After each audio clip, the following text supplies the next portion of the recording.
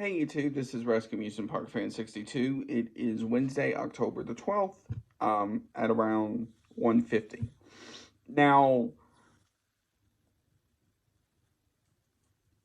you're going to look at the title of this video and be like, what are you talking about? Well, this is some stuff I've learned over my weekend trip I just took to Kings Island for Halloween Haunt.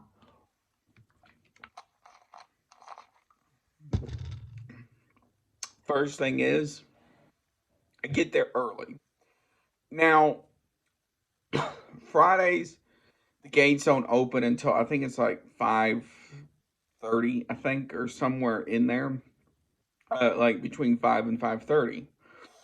So you need to get to that gate as early as you can because that traffic does tend to back up fairly fast.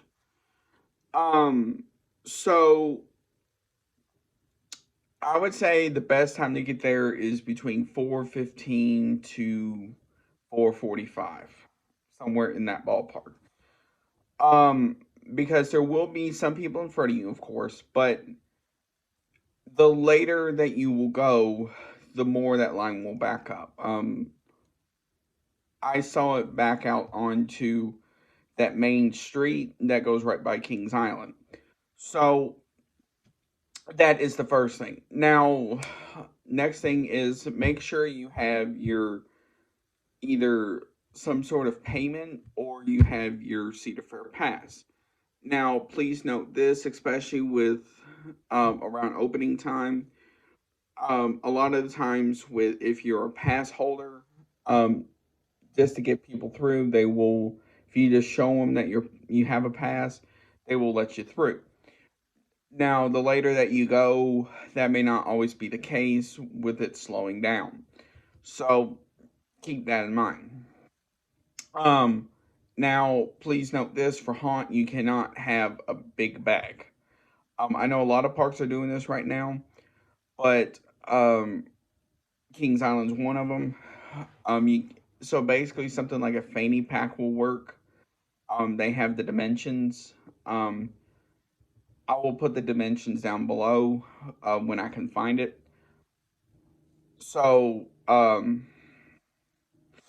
now the next thing is this. One of the things I highly suggest you do either beforehand is get your tickets online. Now, because tickets at the gate are going to be much more expensive. So I highly suggest to save money to get your tickets at the gate.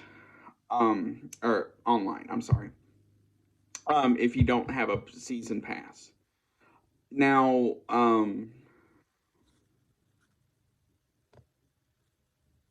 once you get through security, um, and you may or may not have your ticket or season pass available, you will have to wait in the line for them to let you in. Now, they will start letting people in about 5:30 to 5:45. Um, Now, they will make you wait because, unfortunately, I did not get this, and that's my fault. But there's this cool pre-show they want you to listen to, where it basically talks about you are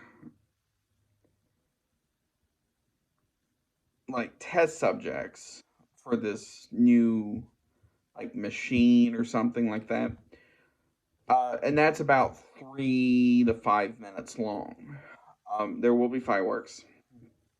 Now, once all hell breaks loose, so to speak, what do you want to do first? That is up to you. Do you want to?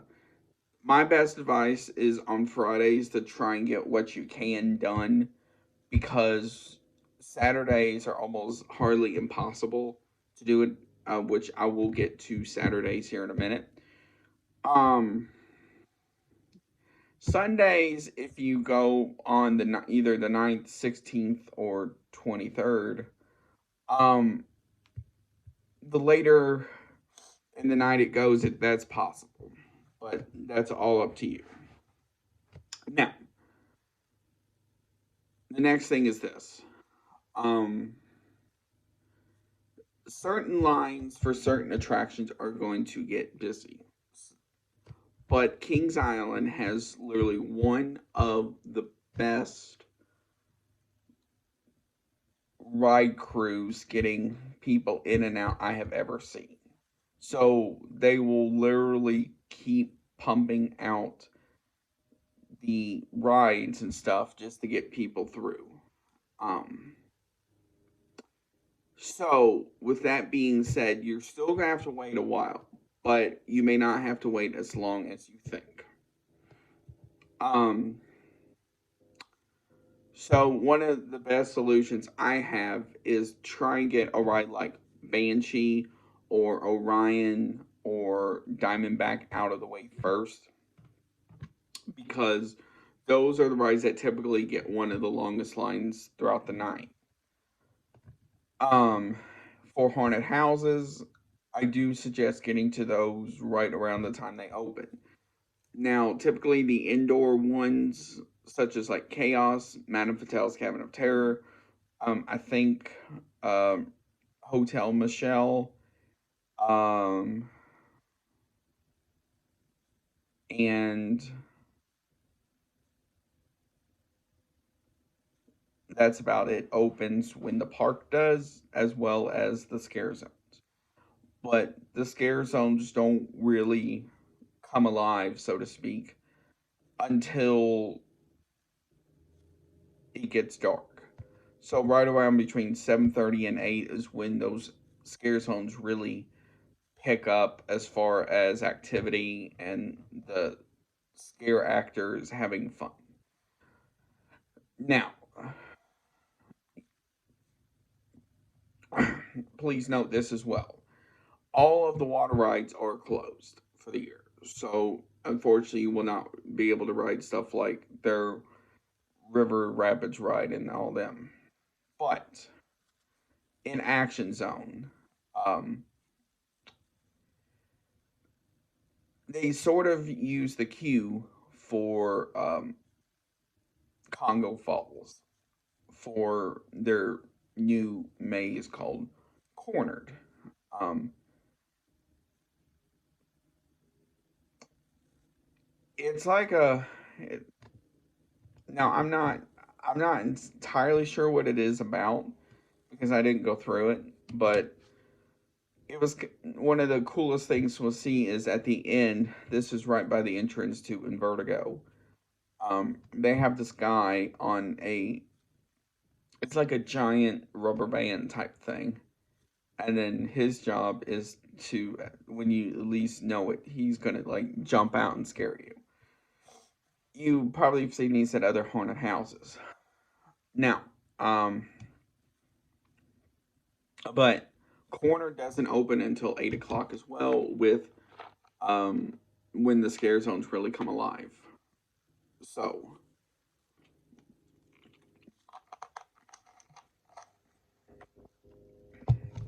now Saturdays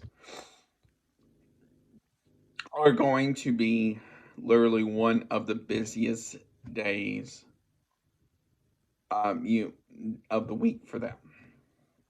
So if you plan to ride any rides whatsoever, one of the best solutions I have is to shell out the 70 plus dollars for the fast lane and the freight lane. Now, unfortunately, they don't have one that's both combined. They have one that is, they have just a freight lane, just a fast lane. So you have to get them separate. Um, and because those will come in handy, especially the closer it gets to haunt. Because the closer it gets to haunt, the busier the park gets. So, with that being said, are are they worth it? Absolutely. Um, but it's up to you. Sundays you won't really need them as much because while the park is busy, it's not like Saturday busy. Now, last thing is this. Um, I know you may be tired and stuff, but one of the biggest things to do is look at the ending show, so to speak. Um, because it's rather neat because they have a lot of the lighting from International Street mixing in with it as well. So that's one thing that's kind of neat. So overall, is haunt worth it? Absolutely. But it's up to you.